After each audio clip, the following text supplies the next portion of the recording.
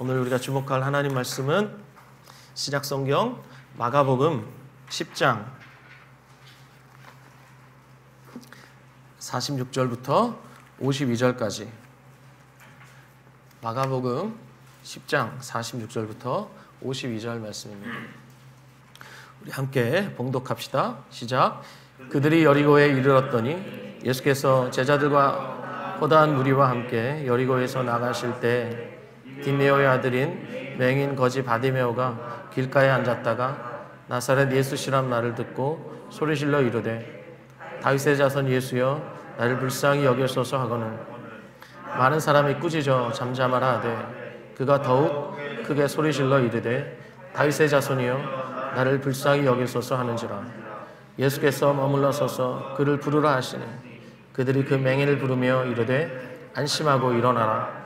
그가 너를 부르신다 하매 맹인이 겉옷을 내버리고 뛰어 일어나 예수께 나아오거늘 예수께서 말씀하여 이르시되 내게 무엇을 하여 주기를 원하느냐. 맹인이 이르되 선생님이여 보기를 원하나이다. 예수께서 이르시되 가라 내 믿음이 너를 구원하였느니라 하시니 그가 또 곱게 되어 예수를 길에서 따르니라. 아멘. 네, 오늘 저는 여러분과 함께 봉독한 마가복음 10장 46절부터 52절 말씀을 중심으로 마가복음 47번째 메시지 열려야 따른다. 열려야 따른다. 이와 같은 제목으로 하나님의 은혜의 복음 증거하도록 하겠습니다. 모든 사람에게 안락한 집이 있는 세상이라는 비전을 품고 1976년 미국에서 시작된 국제적인 NGO, 즉 비영리 단체가 있습니다. 아마 많은 분들이 아실 텐데 바로 헤비타트라는 단체입니다. 이 헤비타트는 지난 46년간 열악한 주거 환경으로 인해 고통받고 있는 사람들을 위해서 집을 짓고 마을을 지으면서 희망을 전해온 단체입니다. 지금도 78개국이 넘는 나라에서 4분의 1채씩 안락한 집을 짓고 있습니다. 이 단체는 미국의 변호사 밀라드 풀러 부부의 농장에서 시작이 되었는데 1984년 미국의 전직 대통령 지미 카터가 자원봉사자로 참여하면서 전 세계적으로 확산되기 시작했습니다. 밀라드 풀러는 변호사로 활동하면서 목수일을 배웠습니다. 그래서 어려운 사람들의 집을 수리해주고 있었는데 하루는 30대 한 신사가 아주 잘 차려입고 밀라드 풀러 부부를 찾아왔습니다. 그리고 자신의 가정 문제와 경제적 파탄 상황과 그리고 직장에서 겪는 여러 가지 어려움 등을 토로하면서 이제 자기는 자살할 거라고 말했습니다. 그 이야기를 다 듣고 밀라드 풀러는 깊이 공감하면서 이렇게 말했습니다. 제가 듣고 보니까 자살할 이유가 충분히 있군요. 그런 상황에서는 자살을 안 할 수가 없지요. 그런데 죽기 전에 나를 좀 도와주고 죽으면 안 될까요? 이 말에 그 신사가 이렇게 대답했습니다. 뭐 어차피 죽을 몸인데 변호사님이 필요하시다면 얼마 동안은 도와드리죠. 그렇게 그가 풀러 부부를 돕기 시작했습니다. 함께 어려운 사람들을 위해서 집을 짓는 일을 하게 되었는데 그렇게 얼마간 시간이 흐른 후에 그가 풀러에게 다시 이렇게 말하더랍니다. 변호사님이 제게 그때 이렇게 저렇게 하라는 해결책을 제시해 주셨다면 저는 아마 자살을 생각했을지 모르겠습니다. 그러나 변호사님은 제게 아무런 말씀도 하지 않으시고 오히려 도움을 청하셨습니다. 그래서 제가 변호사님과 함께 어려운 사람들을 섬기다가 그만 제가 살아야 할 이유를 찾게 되었습니다. 제 인생을 보는 저의 눈이 달라졌습니다. 제가 새로운 눈을 떴습니다. 오늘 우리가 주목하고 있는 이 본문에 등장하고 있는 맹인, 거지 바디메오, 그의 이야기, 너무나 유명한 이야기, 마태복음과 마가복음과 누가복음이 공이 기록하고 있는 이 바디메오의 이야기는 너무나 유명한 이야기이기도 하면서 동시에 눈뜬 이야기입니다. 예수님께서 여리고에 들어가셨다가 이제 여리고를 빠져나가시는 길이었습니다. 제자들과 허다한 무리들이 예수님을 따르고 있었습니다. 그런데 바로 거기에 디메오의 아들 거지 맹인 바디메오가 길가에 앉아 있었습니다. 귀가 밝은 그에게 나사렛 예수시라는 말이 들렸습니다. 이제까지 소문으로만 들었던 그 예수님이 지금 자기 앞을 지나가신다는 말에 그는 잠잠할 수가 없었습니다. 그래서 소리 질렀습니다. 다윗의 자손 예수여, 나를 불쌍히 여기소서. 이 다윗의 자손이라는 말은 당시 유대인들이 메시아를 지칭했던 말이에요. 메시아여, 나를 불쌍히 여기소서. 막 소리쳤습니다. 그때 사람들이 그를 꾸짖습니다. 시끄러워, 이 거지야 이러면서 무시하고 막 꾸짖습니다. 그러나 그럴수록 바디메오는 더 크게 소리 질렀습니다. 다윗의 자손이여, 나를 불쌍히 여기소서. 왜 그랬을까요? 지금 아니면 영영 기회가 없을지도 모른다고 생각했을 겁니다. 간절하면 통한다는 말이 있죠? 예수님께서 가시던 걸음을 멈추시고 사람들에게 그 사람을 부르라고 말씀하셨습니다. 사람들이 그를 불렀습니다. 안심하고 일어나라. 예수님이 너를 부르신다. 그러자 바디메오가 놀라운 행동을 하죠. 겉옷을 내버립니다. 그리고 보이지 않지만 뛰어 일어납니다.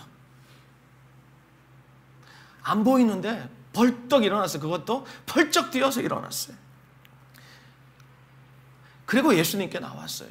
자, 그가 겉옷을 버렸는데 왜 겉옷을 버렸을까요? 여러분, 팔레스타인 땅은 일교차가 심하기 때문에 겉옷은 그냥 겉옷이 아닙니다. 이 겉옷은 이불과도 같은, 특히 길거리에서 하늘을 이불 삼아 땅을 침대 삼아 살아가고 있는 정말 정처 없이 사는 불쌍한 사회적 약자들에게는 겉옷은 생명과도 같은 거예요. 근데 그걸 버렸어요. 왜 그래요? 예수님께 나가는데 방해가 되니까 그걸 버렸어요. 자기에게 가장 가치 있는 것, 그게 겉옷이거든요. 그걸 버리고 예수님께 갔어요. 그렇게 해서 그렇게 만나고 싶었던, 소문으로만 들었던 예수님 앞에 딱 섰습니다. 아마 틀림없이 그 안 보이는 눈으로 예수님이 어디 계실까? 귀를 쫑긋 세우고 손으로 더듬어서 예수님을 만지려고, 예수님의 옷자락에라도 손이라도 대볼까? 이러면서 바디메오가 사방을 더듬었을 겁니다. 자, 그가 그렇게 하고 있었을 때 예수님이 야, 냄새난다, 야, 좀 뒤로 가라, 뒤로. 이렇게 하셨을까요? 그런 예수님은 세상에 없습니다. 예수님 그렇게 하지 않으시고 물으셨어요. 뭐라고 물으셨죠? 내게 무엇을 하여 주기를 원하느냐. 제가 9시 예배 때 우리 섬김이들에게 이 설교를 했더니 그 중에 한 분이 제게 설교 중에 말을 걸어오셨어요. 아, 예수님은 꼭 이렇게 물어보신다고. 여러분, 예수님이 왜 이렇게 물어보셨을까요? 몰라서 물어요? 내게 무엇하여 주기를 원하느냐? 예수님이 몰라서 물으시는 거예요? 아니에요. 우린 지난주에 세베대 두 아들이 예수님께 와서 인사청탁했던 그 장면을 주목해 보았습니다. 10장 35절부터 나오는 말씀이에요. 거기 야고보와 요한이 나오죠. 그들이 주께 나와서 여짜오되 35절 선생님이여 무엇이든지 우리가 구하는 바를 우리에게 하여 주시기를 원하옵나이다. 그때 36절 주님이 뭐라고 물으시죠? 너희에게 무엇을 하여 주기를 원하느냐. 이 세베대의 두 아들에게도 주님이 이렇게 물어보셨어요. 그리고 지금 바디메오에게도 똑같이 묻고 계십니다. 그때 바디메오가 예수님께 대답하죠. 선생님이여, 보기를 원하나이다. 여기에 선생님이여 라고 예수님을 지금 호칭하고 있어요. 아까 불쌍히 여겨주십시오 라고 말할 땐 메시아 예수여 이렇게 불렀고, 여기서는 선생님이여 이렇게 부릅니다. 이게 헬라어로 라보니예요. 이게 뭐냐면 부활하신 예수님을 처음 만났던 막달라 마리아가 슬픔 가운데 지금 돌이 굴려져 있는데 예수님의 시체가 보이지 않는 그 상황에서 슬퍼하면서 지금 안타까워하고 있을 때 예수님이 뒤에서 막달라 마리아를 부르셨어요. 마리아야. 그때 마리아는 동산지기인 줄 알았죠. 내 주님의 시체를 어디에다 두었습니까? 그때 예수님이 다시 부르십니다. 마리아야. 그때 마리아가 어떻게 대답했죠? 라보니요. 이렇게. 유대인들이 하나님께 기도할 때 이 호칭을 썼다 그래요. 그래서 단순히 지식을 전달해주는 그런 선생이 아니라 지금 바디메오가 예수님을 향해서 하나님이라고 지금 부르고 있는 겁니다. 그러면서 그가 지극히 당연한 필요를 구합니다. 여러분, 맹인에게 가장 중요한 필요가 뭐예요? 눈 뜨는 거지요. 이건 당연한 기도예요. 당연한 소원이에요. 그가 예수님께 너무나 당연한 것을 아뢰었어요. 보기를 원합니다. 근데 오늘 이 이야기에서 우리가 주목하는 것은 바디메오가 눈뜬 후예요.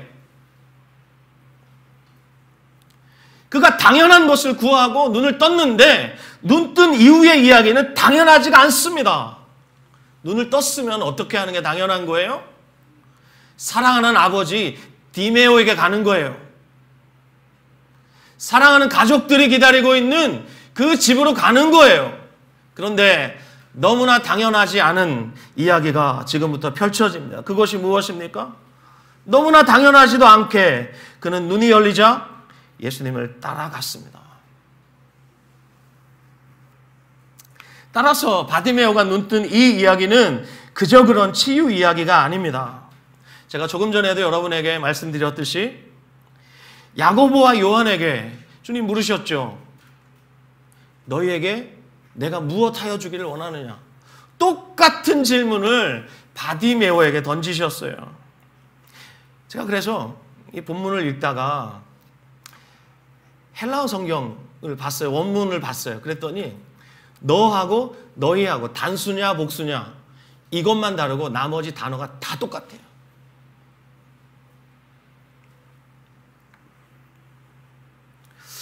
그러면 여러분에게 한번 물어보겠습니다. 멀쩡한 두 눈 가지고 예수님을 따랐던 자들은 무엇을 구했습니까?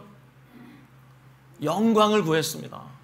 지난주에 우리가 봤죠. 10장 37절 여짜오되 주의 영광 중에서 우리를 하나는 주의 우편에 하나는 좌편에 앉게 하여 주옵소서.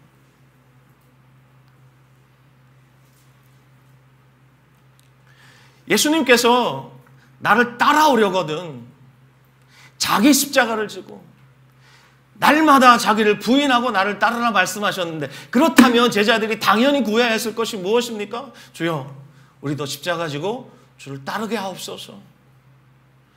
이것을 구하는 것이 당연했겠지만 제자들은 영광을 구했어요.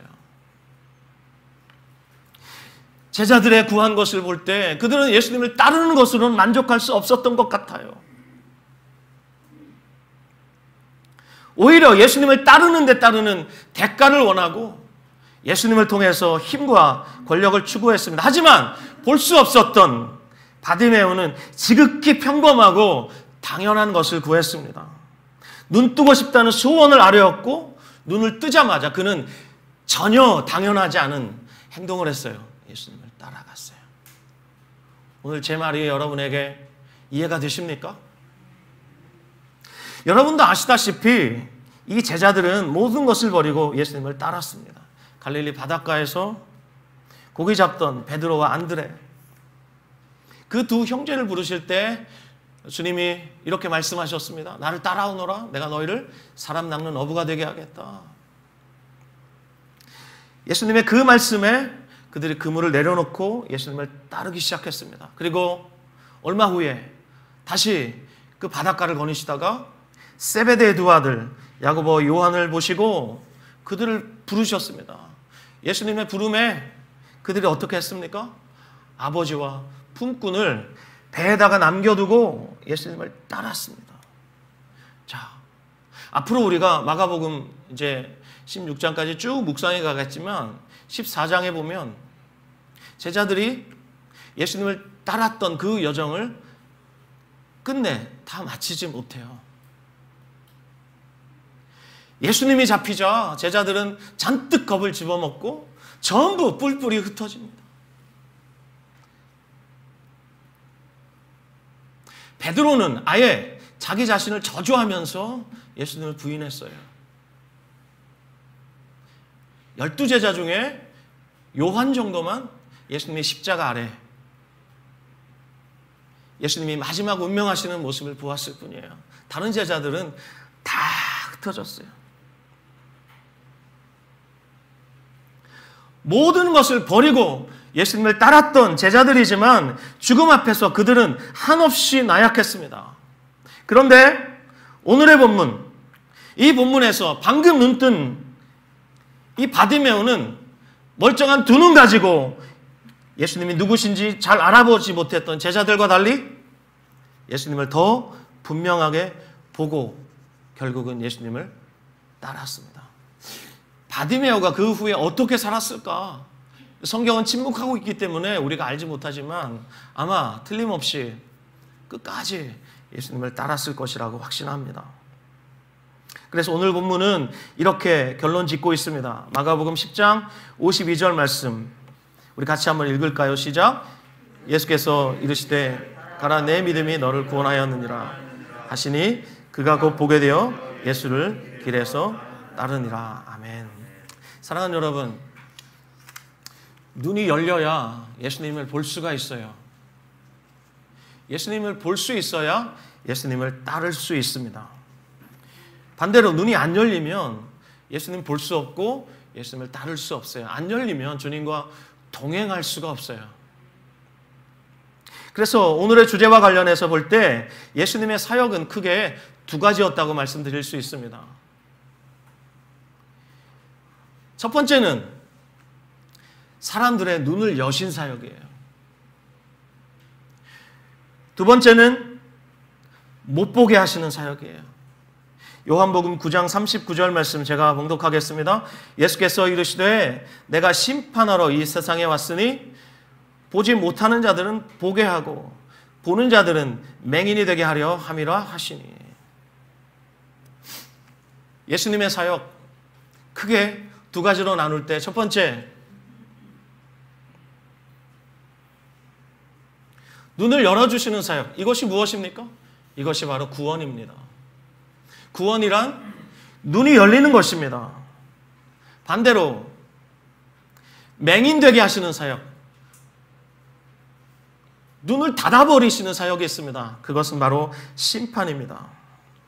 자, 여러분도 아시겠지만 예수님이 눈을 열어주신다고 말할 때, 우리가 구원받는다고 말할 때 우리에게 열리는 눈은 어떤 눈입니까? 영적인 눈입니다. 우리가 시각으로 볼 수 있는 이런 물리적인 그런 감각이 아니라 영의 감각이 살아나는 거예요. 허물과 죄로 죽었던 우리들이 살아나서 예수님을 보게 됩니다.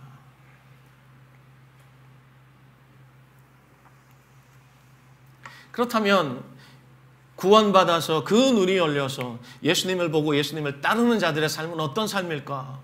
제가 묵상하던 중에 베드로전서 1장 8절 9절 말씀을 주목하게 됐습니다. 여러분과 함께 보기 원합니다. 베드로전서 1장 8절 9절 말씀 찾아보겠습니다. 베드로전서 1장 8절 9절 말씀.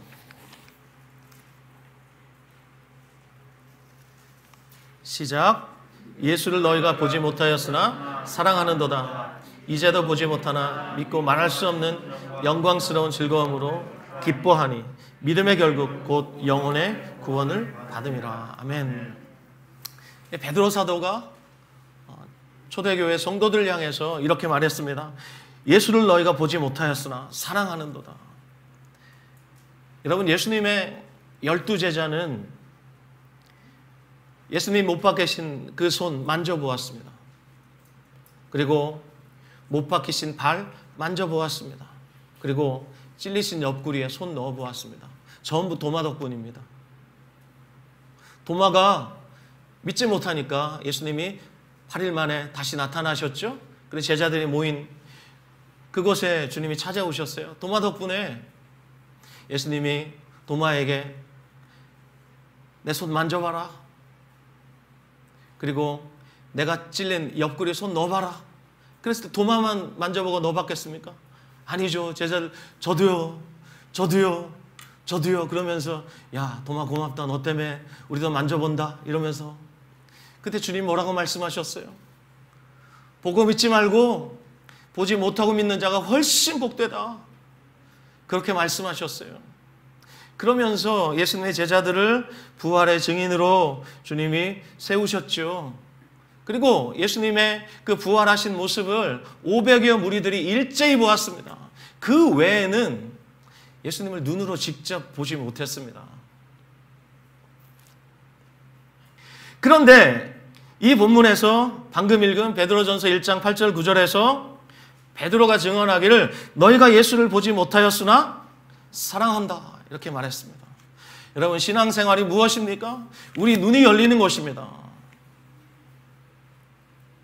우리 눈이 열리면 지금으로부터 2000년 전 그리고 지역적인 간극으로 엄청난 거리죠. 우린 예수님을 아무도 육신의 눈으로 보지 않았습니다. 그렇지만 이들과 함께 우리들도 예수님을 사랑합니다. 영안이 열리면 예수님을 사랑하게 되는 거예요.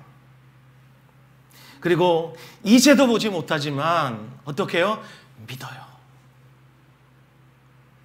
그리고 말할 수 없는 영광스러운 즐거움으로 기뻐해요. 여러분, 영광스러운 즐거움이 어떤 즐거움일까요?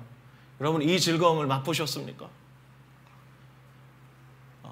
제가 중학교, 고등학교 다닐 때 자전거 타고 다녔습니다. 6년을 자전거를 타고 다녔는데 한 번은 비가 추적추적 와서 자전거를 놓고 버스를 타려고 이제 우산을 쓰고 가는데 저기 앞에서 어떤 여자가 막 웃으면서 와요. 그래서 저는 나를 아는 사람인가? 이렇게 가까이 갔는데 갑자기 제 왼쪽 뺨을 사정없이 후려 갈겨요. 팍 갈기고 알고 봤더니 미친 여자였어요. 그때 저는 섬뜩한 웃음, 야, 이런 웃음을 내가 경험하다니 등골이 오싹하고, 네. 이런 즐거움은 아니겠죠. 그렇죠? 말할 수 없는 영광스러운 즐거움. 여러분, 이런 즐거움이 우리에게 있어야 돼요. 그렇다면 말로 할 수 없는 이런 영광스러운 즐거움이 어떻게 우리 안에서 일어날 수 있죠? 소망이 있기 때문에. 그래서 믿음의 눈이 열린 사람은 예수님을 사랑하게 돼요. 그리고 예수님을 신뢰하게 돼요. 믿게 돼요. 예수님 느껴지지 않아요? 그렇게 말하지 않습니다. 예수님이 내 안에 성령으로 살아계신다는 것을 믿게 돼요. 그리고 말할 수 없는, 설명할 수 없는, 묘사할 수 없는, 형언할 수 없는, 모두 아멘 할 때까지 말할 수 없는 이 기쁨이 내 중심에서 막 올라와요. 여러분, 왜 저라고 짜증나는 일이 없겠습니까? 여러분도 많죠? 그렇다고 해주세요. 우리 다 많아요. 그렇지만 그 속에서 우리가 말할 수 없는 즐거움으로 기뻐할 수 있는 이유는 우리 눈이 열렸기 때문이에요. 여기 베드로가 눈이 열린 사람, 이 제자의 삶에 세 가지가 있다고 말하죠. 첫 번째 뭐가 있습니까? 사랑이 있어요. 두 번째 믿음이 있죠. 세 번째 소망이 있어요. 믿음, 소망, 사랑, 이것은 항상 있을 것인데 그 중에 제일은 사랑이라 그랬는데, 이것이 이 눈이 열린 그리스도인, 이 제자들의 삶에서 이건 실제예요. 이렇게 우리 주님께서 우리의 눈을 열어주셔서 이제 주님을 따라가게 하시는데, 이런 삶을 살아가는 데 있어서 우리가 정말 지극히 경계해야 될 것이 있습니다. 우리가 버려야 할 것들이 있어요. 그것이 무엇인가? 제가 또 묵상하다가 요한계시록 3장에 나오는 라우디게아 교회를 책망하시는 그 말씀에서 그렇군요 라고 제가 이 말씀을 주목해요. 요한계시록 3장 17절 18절 말씀 우리 찾아서 읽겠습니다. 요한계시록 3장 17절 18절.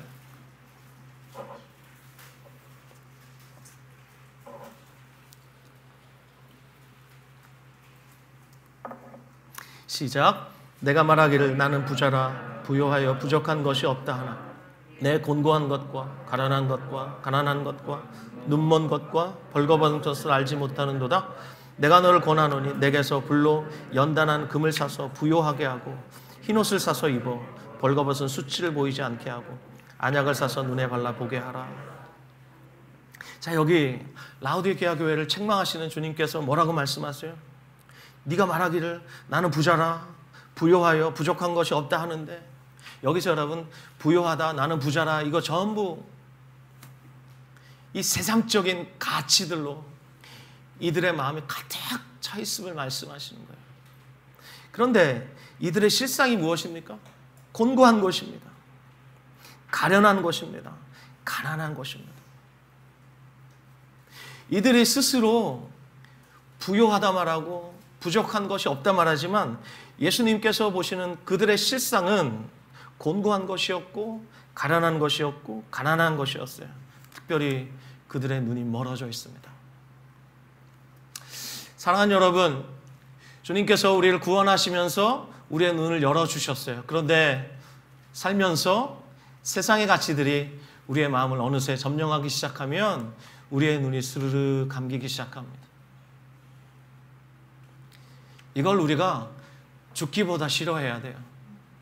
이걸 정말 소스라치게 놀라면서 경계해야 돼요. 그래서 주님 말씀하시잖아요. 내가 너를 권한다. 내게서 불로 연단한 금을 사서 부요하게 해라. 이 세상의 금이 아니라 불로 연단한 금을 사야 한다.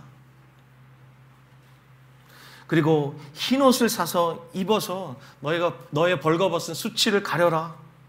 그리고 오늘의 주제, 안약을 사서 눈에 발라 보게 하라. 너 지금 눈 감겼어. 너 지금 맹인이야.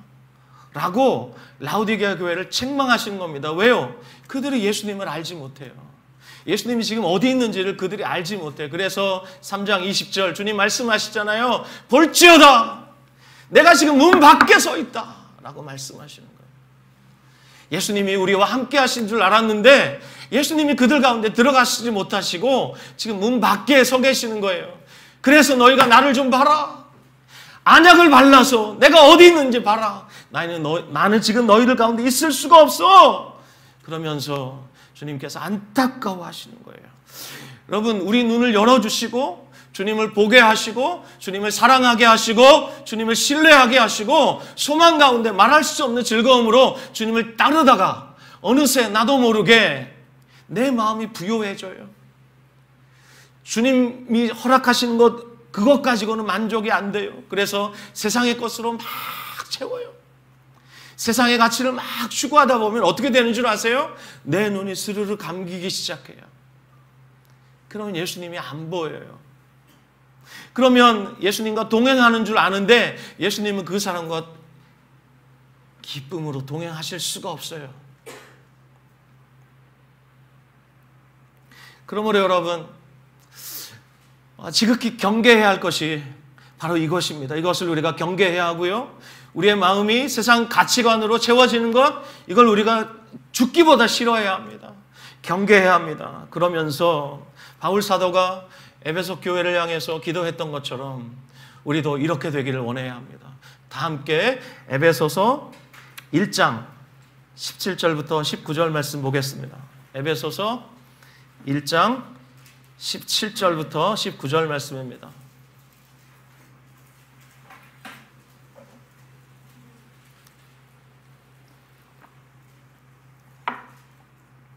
에베소서 1장 17절부터 19절 시작. 우리 주 예수 그리스도의 하나님 영광의 아버지께서 지혜와 계시의 영을 너희에게 주사 하나님을 알게 하시고 너희 마음의 눈을 밝히사 그의 부르심의 소망이 무엇이며 성도 안에서 그 기업의 영광의 풍성함이 무엇이며 그의 힘의 위력으로 역사하심을 따라 믿는 우리에게 베푸신 능력의 지극히 크심이 어떠한 것을 너희로 알게 하시기를 구하노라. 아멘. 아멘. 바울이 2년 동안 정말 자기를 갈아 넣어서 세운 교회가 에베소 교회예요. 두란노 서원에서 2년 동안 밤낮 쉬지 않고 눈물로 목회했던 그 교회가 에베소 교회예요. 바울이 가장 사랑했던 교회가 에베소 교회예요. 그 교회를 향해서 지금 로마의 감옥에서 쓰고 있는 편지예요. 거기 뭐라고 말해요? 내가 너희를 위해 기도한다. 사랑하는 성도들아, 내가 너희를 위해 기도한다. 내가 성령께 구한다. 지혜와 계시의 영을 주셔서 너희가 하나님을 알기를 원한다. 특별히 성령께서 너희 마음의 눈을 밝혀주시기를 내가 간구한다. 그래서 너희가 세 가지를 알아야 하는데, 첫 번째, 부르심의 소망이 무엇인지 너희가 알기를 원한다. 소망. 두 번째, 그 기업의 풍성함이 무엇인지 너희가 알기를 원한다. 풍성함. 세 번째, 성도에게 베푸시는 그 능력의 지극히 크심이 어떠한 것을 너희가 알기를 원한다. 능력, 소망, 풍성함, 능력, 이 세 가지를 너희가 알도록 마음의 눈을 밝혀주시기를 나는 지금도 기도한다. 사랑하는 여러분, 그렇다면 이것이 바울의 기도여야만 하겠습니까? 저와 여러분의 기도여야 하지 않겠습니까? 우리 전부 바디메오 같은 사람이었어요. 주님을 알아볼 수 없었던 그런 사람들이었는데 웬 은혜입니까? 하나님의 은혜로 저와 여러분들의 눈이 열렸는데 그 후로 나도 모르게 혹은 세상에 끌려서 우리 안에 하나님이 기뻐하지 않는 그런 마음들이 우리 안에 있으면 어떻게 되는 거예요? 우리의 마음의 눈이 점점 스르르 감기는 거예요. 그럼 주님을 보지 못해요. 주님과 동행하지 못해요. 그렇다면 마음의 눈을 열어주시기 위해서 주님께서 우리 가운데 이 마음의 눈을 계속 열게 하시기 위해서 우리 가운데 주신 위대한 선물이 있습니다. 그것이 무엇인 줄 아세요? 바로 이겁니다. 이거. 다 함께 시편 19편 말씀 찾아 읽겠습니다. 시편 19편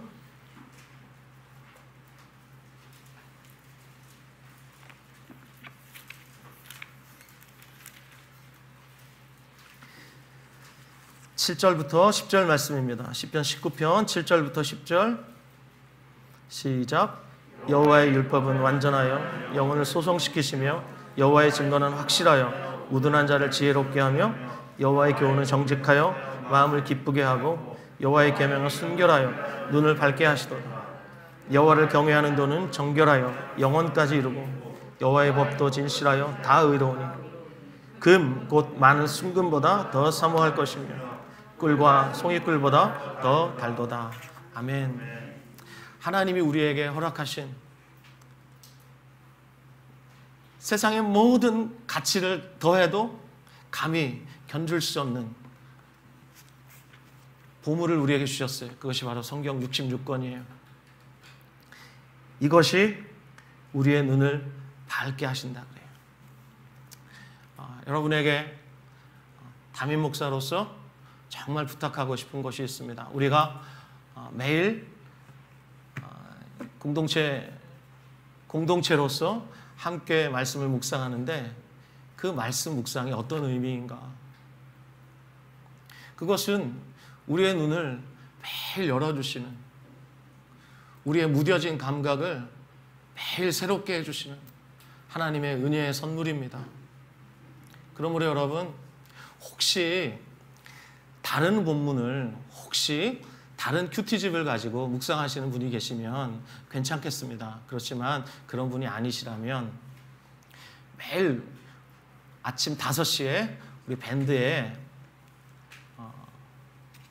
매일 성경 묵상 본문이 올라가고 제가 또 묵상한 것을 여러분에게 간단하게 나눠요. 우리 함께 묵상합시다. 함께 묵상하자고요. 그래서 여러분들이 기쁨으로 동참해 주시면 우리 공동체가, 그리고 우리 각 개인이 정말 영적으로 깨어서 주님 따라갈 수 있어요.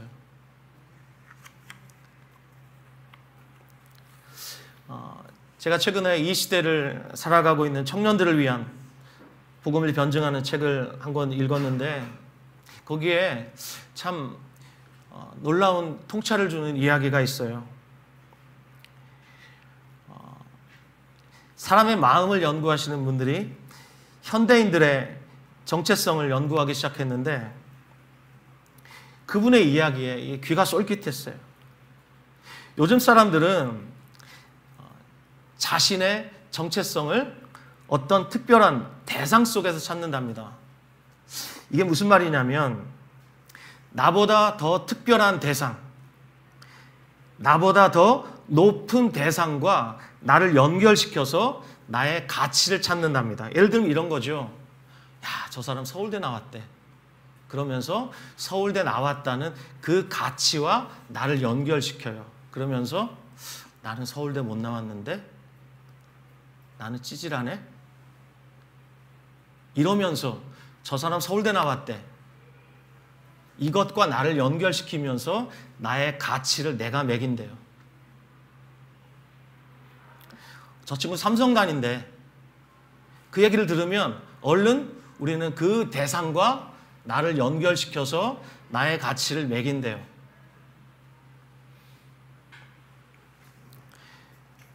저 여자가 들고 있는 가방 저거 1,000만 원도 넘는데 명품이래. 이러면서 그 가방과 나를 연결시켜서 그 가방을 들고 있는 대상과 나를 연결시켜서 나의 가치를 매긴다는 거예요.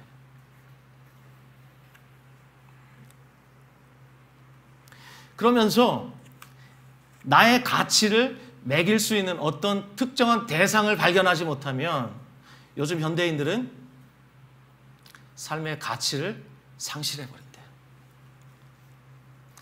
이게 현대를 살아가고 있는 많은 사람들의 마음을 연구하는 사람들이 연구한 결과예요.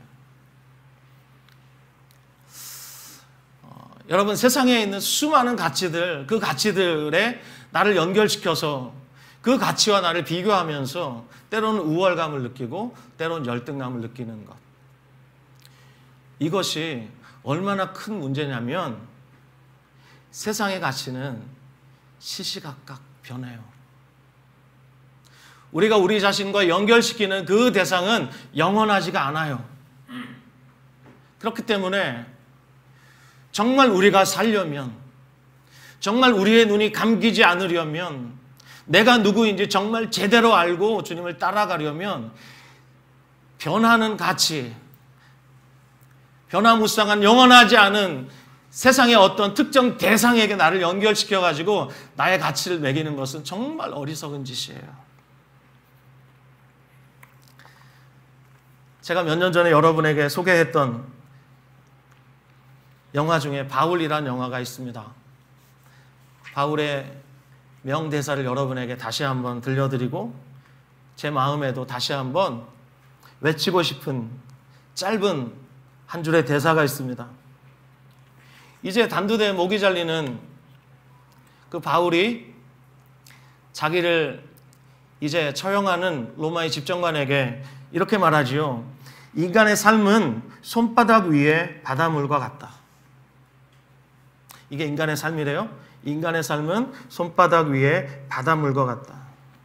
그리스도인들은 손 아래로 빠져나가는 한 줌의 바닷물이 아닌 저 끝없이 흐르는 나머지 바닷물을 바라보며 살아야 한다. 다시요. 인간의 삶은 손바닥 위에 바닷물과 같다. 그리스도인들은 손 아래로 빠져나가는 한 줌의 바닷물이 아닌 끝없이 흐르는 나머지 바닷물을 바라보며 살아야 한다. 여러분, 이 세상에 어떤 특정한 가치관, 어떤 대상에게 나를 연결시켜서 그 대상과 나를 연결시킴으로써 나의 가치를 찾으려고 하는 이 현대성, 이 시대의 시대정신, 이것이 우리의 마음을 차지하면 우리는 어떤 삶을 살 수밖에 없어요? 그리스도인임에도 불구하고 우리 눈을 감은 채 세상의 가치관에 우리의 마음을 다 점령당한 채 우리는 우리의 손바닥에 있는 바닷물이 빠져나가는 것에 전전긍긍하게 됩니다.